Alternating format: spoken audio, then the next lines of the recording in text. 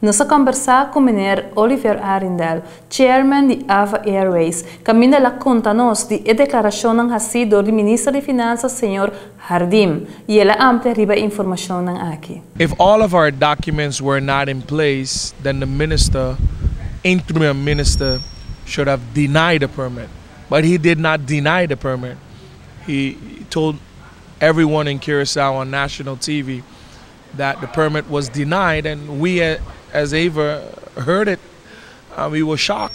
But when we got the letter, nothing to that came out, you know. So I think it was slanderous. I think it was misinterpreted and misinterpreted, and very well slanderous. So as a new airline starting, you know, we find it to be very very disappointing that there is so much controversy surrounding our economic permit for 15 months.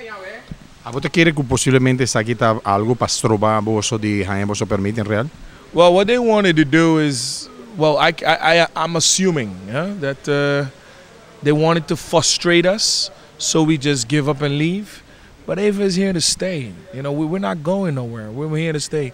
I'm very persistent. You know, I'm gonna stay at it because it's the right to give entrepreneurs, young entrepreneurs, the opportunity as well to develop their country. So we want to be in history as well. So I think that was the main reason why, you know, they were actually trying to hold it back. But we have a new minister now. I guess the ball game has changed.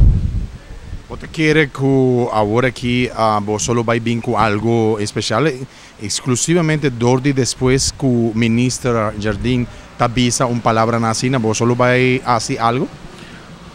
Well, I don't believe in fighting. I just hope that he apologized for his statement. The new minister on national radio indicated that she's looking forward to talking to Ava. I think in the coming week we should have a meeting with her where I'm going to present the opportunity of Ava Airways to the new minister, and I hope that